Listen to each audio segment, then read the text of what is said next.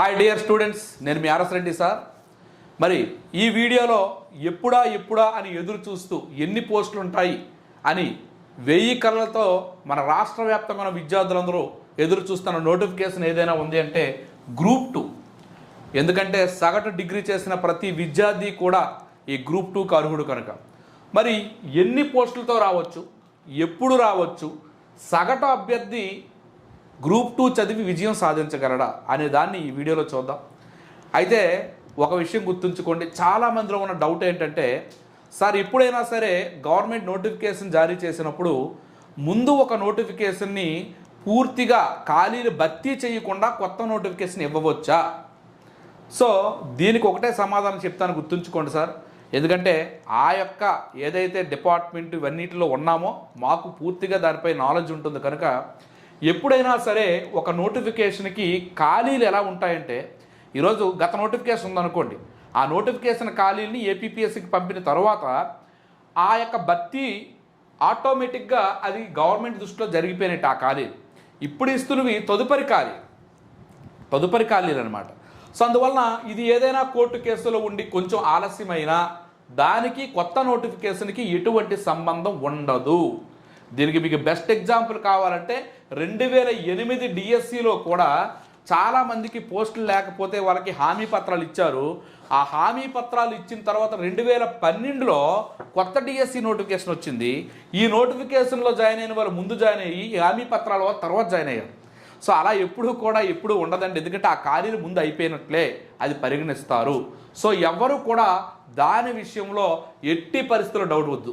Next group 2 ఎన్ని పోస్టులు రావచ్చు సార్? ఒక విషయం, ఎప్పుడు రావచ్చు, ఎన్ని పోస్టులు రావచ్చు. ఇప్పుడు ఏదో సార్ మీరు ఈరోజు కోర్సులు పెట్టారు సార్, మేము చూసాం గత వీడియోలో, మీరేమో 1000 రూపాయలు ఇన్స్టాల్మెంటు 5 సార్లు చేయండి, ఎగ్జామ్ వరకు మీరు మాకు కోచింగ్ ఇస్తామన్నారు, అలాగే ఎండోమెంట్ ఇస్తాం ఫ్రీగా అన్నారు, ఫారెస్ట్ ఇస్తాం, ఇవన్నీ అన్నారు, బాగానే ఉంది, అందుకోసం మీరు చెప్తున్నారా అని మీరు అనుకోవచ్చు. సో అలాంటిది ఏమీ లేదండి. ఆర్ఎస్ రెడ్డి ఇన్స్టిట్యూట్ అనేది ఖచ్చితంగా గ్రూప్ 2కి 24/7 ఎల్లప్పుడూ కూడా కోచింగ్ రన్ చేస్తూ ఉంటుంది. కానీ ఇన్ఫర్మేషన్ అనేది వాస్తవంగా మాత్రం ఇస్తాను, అది మీ అందరికీ తెలుసు. సో నేను మొదటి నుంచి కూడా చెప్తుంది ఏంటంటే గ్రూప్ 2 నోటిఫికేషన్ ఇప్పట్లో రాదు. ఎందుకు రాదని చెప్పారంటే జాబ్ క్యాలెండర్ దృష్ట్యా ఇది రావడం జరుగుతుంది. ఈ జాబ్ క్యాలెండర్ దృష్ట్యా ఈ నోటిఫికేషన్ ఫస్ట్ నుంచి నేను చెప్పేది ఏది, జనవరి నుంచి జూన్ మధ్యలోనే ఈ నోటిఫికేషన్ వస్తుందని కూడా చెప్తున్నాను. ఈరోజు కూడా ఇప్పుడు కూడా అదే మాట కట్టుబడి ఉన్నాను. ఒక విషయం గుర్తుంచుకోండి. సో ప్రస్తుతానికి ఈ యొక్క ఖాళీలు ఎన్నిసార్లు గ్రూప్ 2లో ఉన్నాయంటే ఇప్పటికీ 700 వరకు ఖాళీలు ఉన్నాయి సార్. పూర్తి సమాచారం, వాస్తవమైన సమాచారం. మరి నెక్స్ట్ మేలో మాత్రం విపరీతమైన రిటైర్మెంట్స్ ఉన్నాయి. ఒకవేళ మే తరువాత ఈ నోటిఫికేషన్ ఇస్తే ఎంత పెద్ద నోటిఫికేషన్ అయినా వచ్చే అవకాశాలు ఉంటాయి. సో ఈ మధ్యలో కానీ ఇచ్చినట్టయితే 700 నుంచి 1000 పోస్టులతో నోటిఫికేషన్ వస్తుంది. సో మీరు ఎట్టి పరిస్థితుల్లో కూడా నేను చెప్పేది కొత్త గ్రూప్ 2 నోటిఫికేషన్ కోసం మాత్రమే నేను చెప్తున్నాను. ఓకే, అర్థమైందండి? పాత దానికోసం కాదు. ఆ ఖాళీలు భర్తీ అది ఎప్పుడు కూడా ఆ రోస్టర్ పాయింట్లో ఉంటాయి. అవి ఎప్పుడైతే కోర్టు పరిధిలో నుంచి ప్రభుత్వము మెయిన్ కోర్టు తీసుకున్న నిర్ణయం ప్రకారం అవి భర్తీలు జరుగుతుంటాయి అన్నమాట. సో తదుపరి నోటిఫికేషన్లోకి వచ్చేసరికి ఇన్ని పోస్టులు ఉంటాయి. సో ఎప్పుడు రావచ్చు అంటే ఖచ్చితంగా జనవరి నుంచి జూన్ మధ్యలో జాబ్ క్యాలెండర్లో మాత్రమే ఈ నోటిఫికేషన్ ఇవ్వడం జరుగుతుంది. ఆ విషయం గుర్తుంచుకోండి. నెక్స్ట్ అదేవిధంగా సగటు అభ్యర్థి దీన్ని సాధించగలడా అనే విషయానికి వస్తే సార్ ఒక విషయం గుర్తుంచుకోండి, ఈరోజు కృషి పట్టుదల ఉంటే మనిషి సాధించలేనిది ఏమీ లేదు, అది మీ అందరికీ తెలిసిందే. నిజంగా నేను చెప్తున్నాను సార్, ఒక సగటు విద్యార్థి 10వ తరగతి ఫెయిల్ అయినా, ఇంటర్ ఫెయిల్ అయినా ఒకటే గుర్తుంచుకోండి, ఎలాంటి వ్యక్తి అయినా సాధించగలడు. ఎప్పుడు సాధించగలడంటే సాధించాలనే కసితో నిరంతరము కూడా నువ్వు దానిపై సాధన చేసి ఆ ప్రారంభించిన తర్వాత పట్టు విడవని విక్రమార్కుల్లా ఉద్యోగం వచ్చేంత వరకు నిరంతర శ్రమతో ఒక మంచి స్మార్ట్తో ఒక మంచి హార్డ్ వర్క్ చేసే దృష్టిగా నువ్వు వెళితే ఖచ్చితంగా సాధించవచ్చు. సాధించకపోవడం కంటూ ఏమీ లేదు, అది మీ అందరికీ తెలిసిందే. మరి సగటు అభ్యర్థికి వచ్చేసరికి ఈరోజు కానిస్టేబుల్ ఫెయిల్ అయిన వాళ్ళు ఉన్నారు, అలాగే డిఎస్సి ఫెయిల్ అయిన వాళ్ళు ఉన్నారు. మరి వీళ్ళందరూ కూడా తదుపరి మీరు ఖచ్చితంగా నేను చెప్పేది ఒకటేనండి, మీరు ఎప్పుడూ కూడా చిన్న స్థాయి పోస్ట్కి ఎక్కువగా చదువుతారు, పెద్ద స్థాయి పోస్ట్ వచ్చేసరికి భయపడుతుంటారు. భయపడాల్సిన పనేమీ లేదండి. నేను చెప్తున్నాను, నాకు తెలిసినంత వరకు చాలామంది గ్రూప్ 1 గ్రూప్ 2 సెలెక్ట్ అయిన వాళ్ళు సగటు 10వ తరగతి ఇంటర్మీడియట్లో సగటు మార్కులు ఉన్న వాళ్ళే. సో ఆ విషయం గుర్తుంచుకోండి.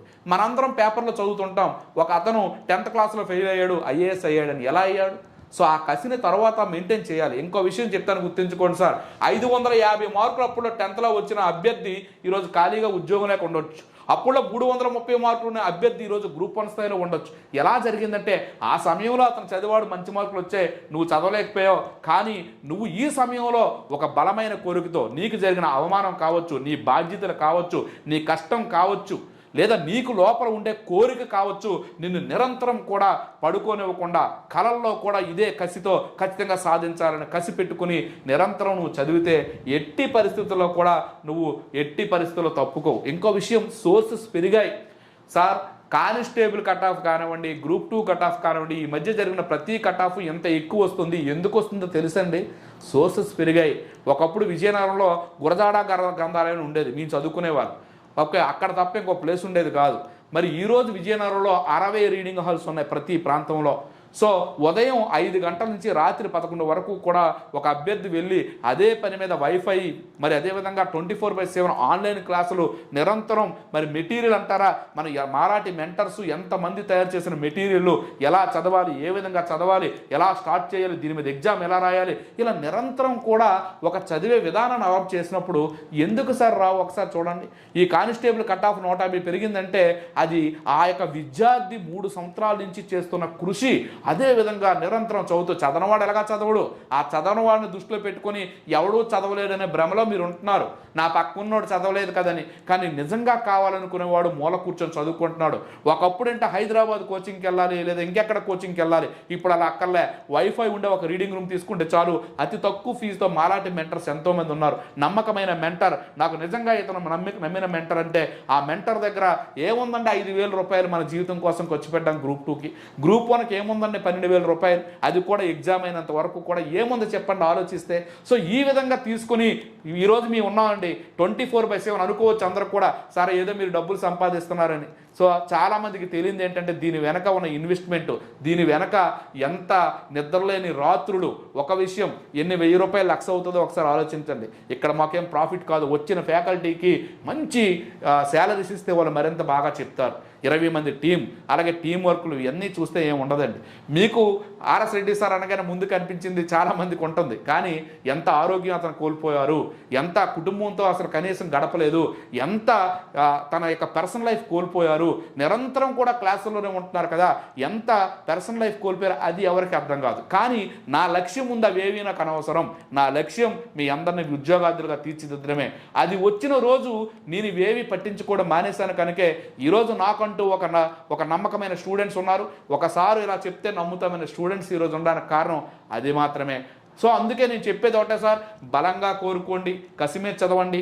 ఒకే ఒక విషయం చెప్తాను మీకు, ఎవరు కూడా సాధించకపోయింది లేదు, కానీ ఫండమెంటల్ బేసిక్ నాలెడ్జ్ నుంచి మనం వెళ్ళాలండి. నేను కూడా ప్రిపరేషన్ స్టార్ట్ చేసేటప్పుడు నా యొక్క సీనియర్స్ ఎవరైతే ఉన్నారో ఆల్రెడీ సాధించిన వాళ్ళు అడిగి ఏ బుక్ చదవాలి, ఎలా చదవాలి తెలుసుకుని ఒక్కొక్క బేసిక్ నాలెడ్జ్ నీట్గా చదువుతూ తప్పులు తెలుసుకుంటూ వెళ్ళాను. ఇప్పుడు మీకు అనవసరం, ఎందుకంటే ఇప్పుడు తప్పులు తెలుసుకోవాల్సిన అవసరం లేకుండా మేము ముందు నుంచి మీకు ఖచ్చితంగా గైడెన్స్ ఇస్తూ ఖచ్చితంగా మంచి బుక్సే ఇస్తూ మేము వెళ్తున్నాం.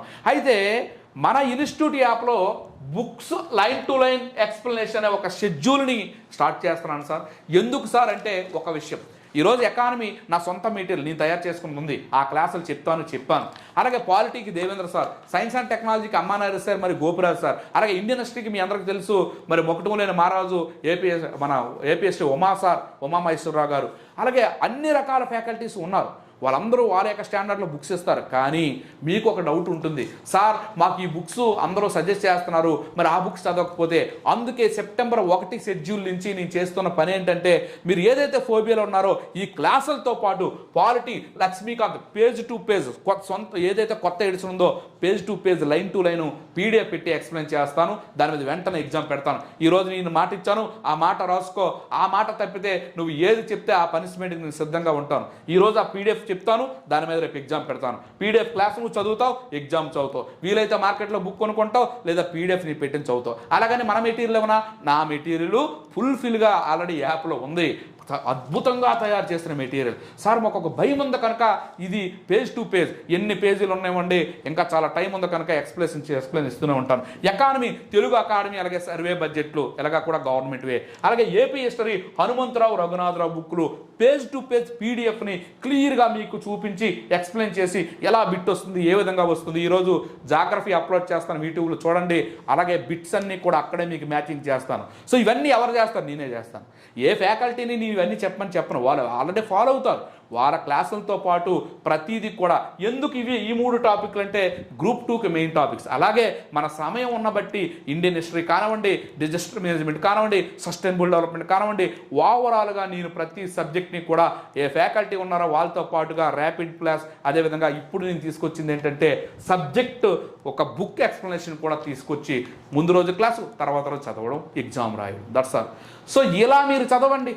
నేను చెప్తున్నాను, ఈరోజు కానిస్టేబుల్ను ఫెయిల్ అయ్యావా, డిఎస్సిను ఫెయిల్ అయ్యావా, అవన్నీ పక్కన పెట్టు. వాస్తవంగా గ్రూప్ 2 చాలా సులభం. ఎందుకు సార్ అంటే పోటీ తక్కువ, భయం. గ్రూప్ 2 అనగానే భయం. అమ్మో ఈ భయంలో నాకు ఉద్యోగం వస్తుందా రాదా, అమ్మో నేను చేయగలనా లేదా, అమ్మో గ్రూప్ 2 లాంటి ఉద్యోగం కొట్టగలనా. ఆ భయాన్ని పక్కన పెట్టి ఏ రోజైతే నువ్వు సాధించావో, సార్ చెప్పారు నాకు ఉద్యోగం సాధించాను అనే విధంగా నేను తయారు చేసే బాధ్యత నాది. ఒకటి గుర్తుంచుకోండి సార్, ఎప్పుడూ కూడా మనకి ఎలా ఉంటుందంటే సొసైటీలో ఒక ఫోబియా ఏదైతే ఉందో దాని జోలికి మనం వెళ్ళలేం. అంటే అది మనకి ఎందుకులే అనిపిస్తుంది. లైక్ దట్ నేను కూడా అలాగే ముందు ఫీల్ అయ్యాను. దిగిన తర్వాత, చదివిన తర్వాత ఏది కూడా అసాధ్యమైంది లేదు. నీ ముందే ఎంతోమంది విజేతలు ఉన్నారు.